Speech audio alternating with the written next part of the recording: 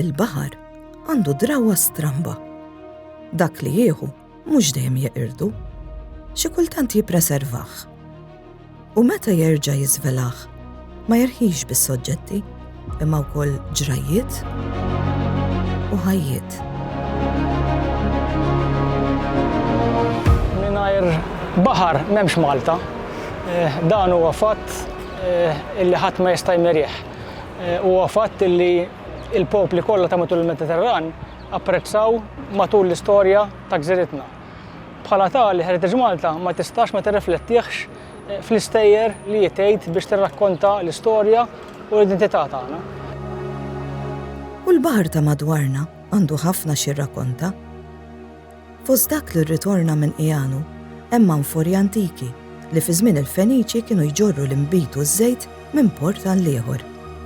Fl-ixken żgħar tal-Fwieħa li jerqu ma' bastiment aktar minn 100 sena ilu u li sallum għadhom jarmu l-fwieħa tagħhom.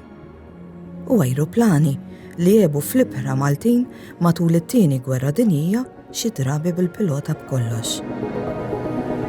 F'dalijiet ta' żminijiet differenti, iżda l-koll parti mill-wirt li llum qed jingħata aktar għarfien u ħarsien.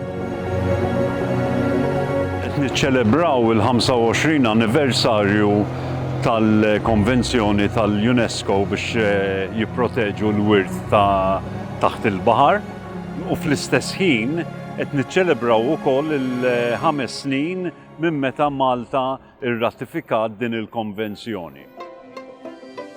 Iżda l-interess f'dak li hemm fih il-baħar ta' Malta beda ħafna snin qabel. Diġà fis-seklu 17 Gianfrancesco Bela kien qed jirreġistra f'dalijiet marqa madwar il-Gżejjer Maltin. Issa l-esplorazzjoni tasal ħafna aktar fil-fond. Ftit il-barra mix-Lendi, illum insibu l-ewwel park arkeoloġiku tal-baħar fond fid-dinja. U għodod ġodda jippermettulna naraw, niddokumentaw u nistudjaw siti sħaħ mingħajr ma nċaqalquhom minn posthom. Huwa proprju dan il-wirt li issa qed jitressa aktar qrib il-pubbliku permezz ta' wirja ġdida. Il-wirja tikkonsisti f'14 totem, kull totem, jiġifieri kull information panel għandha tema għaliha, għandna panels ukoll fuq il-wirt li għandhom fl-ibra ta' Għawdex. Dan huwa miftuħ għall-pubbliku għal kulħadd, adulti, tfal. U jekk dan il-wirt irnexxielu jippreserva ruħu taħt il-baħar għal sekli sħaħ, dan ma jfissirx li se jibqa' mal dejjem.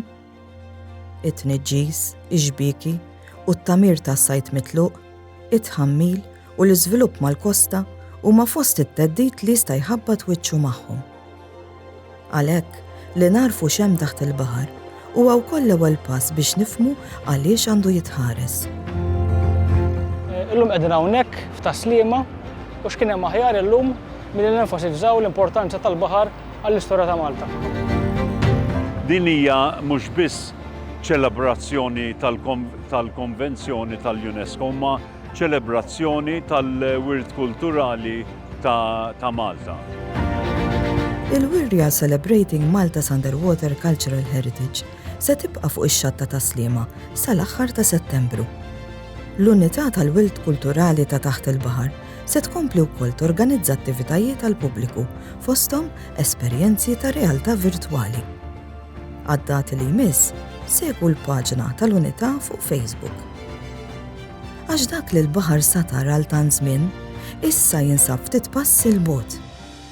Ejjew Taslima u skopru x'irnexxinna nsibu.